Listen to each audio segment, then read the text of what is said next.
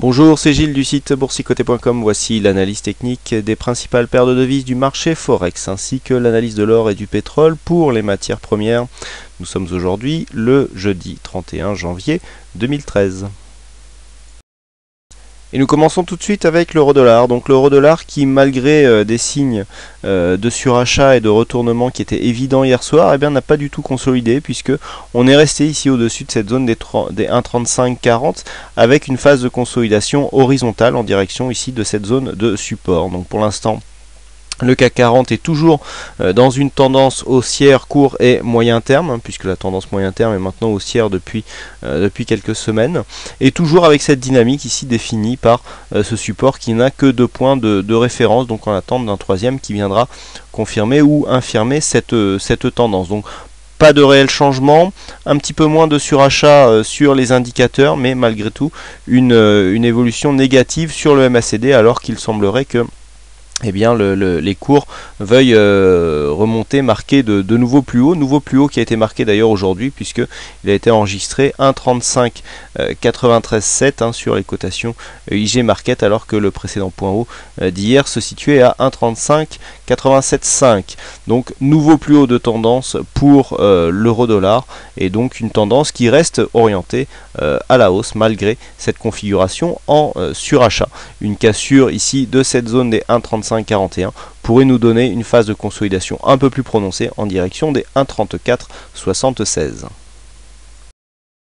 On continue avec le câble, donc cette paire livre sterling contre dollar américain qui finalement confirme son rebond, puisque je vous avais dit qu'il faudrait confirmer par une cassure haussière ici des 1,5827 pardon.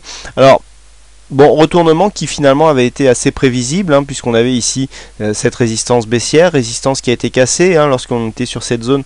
Je vous avais dit que si on commençait à enfoncer ici la moyenne mobile 20 exponentielle à la hausse, eh bien c'est qu'on aura un premier signe de retournement de tendance. On est venu ici congestionner sous cette ancienne résistance majeure des 1,5804.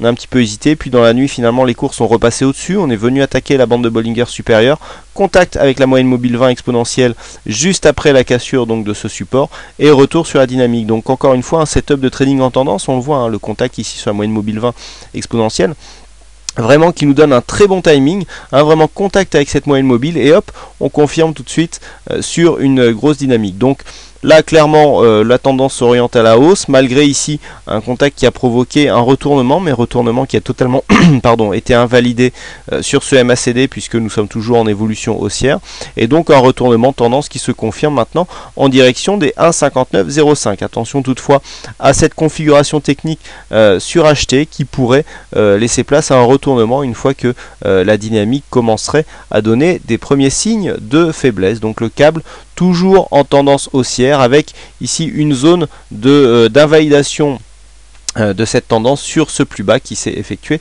à 1,5775.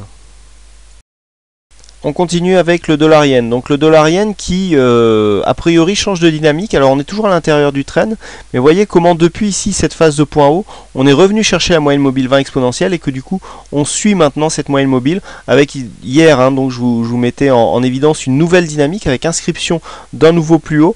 On n'avait pas trop de surachat, mais malgré tout on est revenu encore chercher un contact, et donc la dynamique continue. On n'a pas encore de nouveau plus haut, mais ça ne serait tardé puisqu'on en est vraiment très proche. Donc les cours toujours dans cette évolution ici qui est très régulière.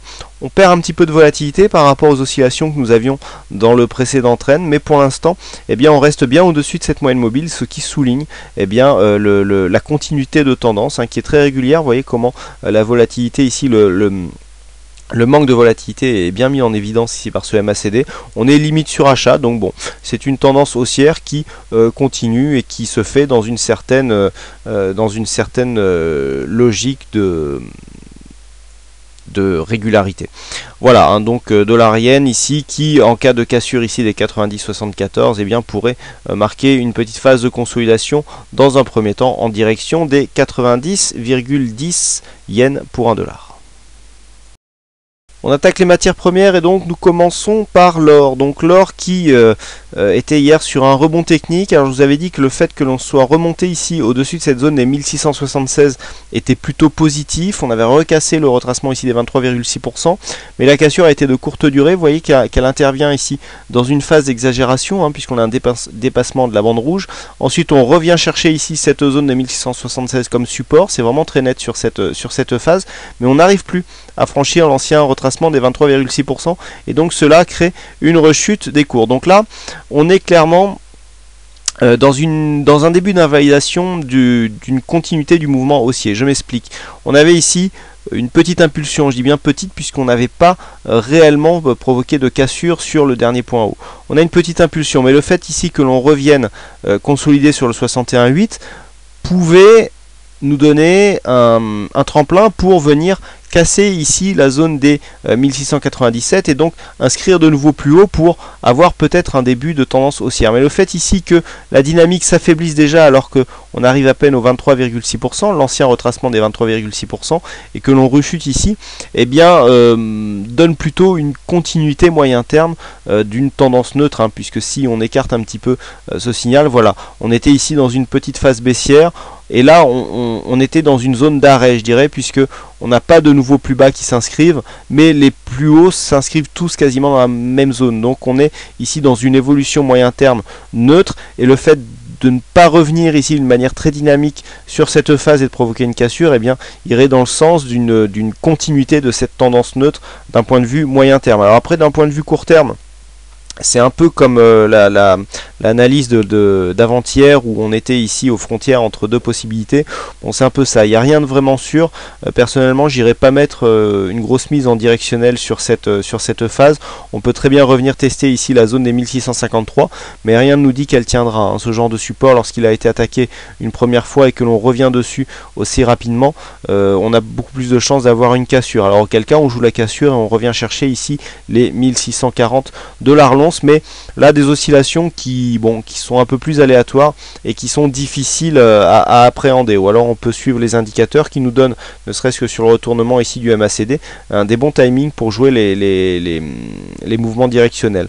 Mais là on est réellement dans une phase d'oscillation qui est un peu difficile. Quoi qu'il en soit, tant que l'on revient ici sur les 1653, on peut très bien, alors ça sera soit l'un soit l'autre, et c'est vraiment la réaction des cours sur cette zone qui nous donnera la marche à suivre, puisque un deuxième rebond sur cette zone pourrait quasiment nous donner un double bottom. Alors on ne validera pas un double bottom puisqu'on n'a pas ici assez d'amplitude sur la phase de baisse pour valider une phase de hausse due à l'amplitude de ce double bottom. Et si on cassait, eh bien on aurait dans un premier temps l'invalidation totale de ce début de dynamique haussière, et donc dans un deuxième temps un risque de passer en phase baissière, puisque je le rappelle précédemment nous étions en évolution baissière. Le fait d'avoir ici consolidé peut très bien se faire dans une optique de cassure de ces 1628 pour une continuité baissière moyen-long terme. Donc ça c'est une possibilité. Donc il y a tellement de signaux des deux côtés qu'il m'est difficile de vous donner une direction claire au vu de cette configuration. En tout cas, voilà les zones qui me semblent significatives et donc qu'il faudra surveiller sur la prochaine séance. Et enfin on termine avec le WTI, donc le WTI qui suite à son nouveau plus haut de tendance lors de la séance d'hier, eh bien marque une petite phase de consolidation. Alors hier on avait vu déjà qu'on avait une consolidation, ici on avait un MACD qui était un petit peu hésitant, mais on voyait que le MACD tendait à revenir ici sur une évolution baissière avec cette configuration ici au niveau des oscillateurs qui était légèrement suracheté. Donc là on a eu confirmation de cette consolidation. Alors on est venu chercher, je vous avais donné ici la zone des 96, 90, 97 comme objectif de consolidation. On est revenu chercher cette zone et il semblerait que l'on regagne ici un petit peu de dynamique. Pour l'instant on n'a pas cassé suite à cette petite baisse ici. Eh bien on reste au-dessus des 97 $ le baril, zone aussi qui converge vers la moyenne mobile 20 exponentielle, qui pourrait donc donner un petit rebond technique. Je vais d'ailleurs replacer cette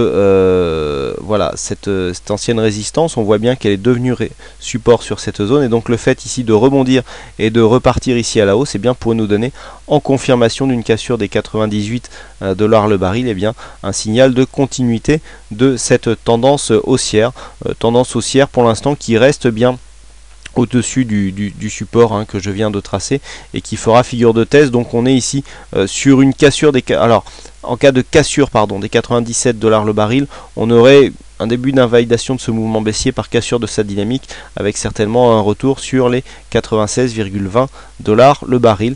Mais tant que nous sommes ici au-dessus des 97, nous pouvons attendre un rebond dynamique qui serait confirmé par une cassure des 98,20 $ le baril. Voilà ce que l'on peut dire sur cette analyse technique Forex et matières premières. Il ne me reste plus qu'à vous souhaiter à toutes et à tous une bonne soirée, bonne chance dans votre aide, et je vous donne rendez-vous dès demain pour plein d'autres analyses techniques en vidéo. Bonsoir à tous.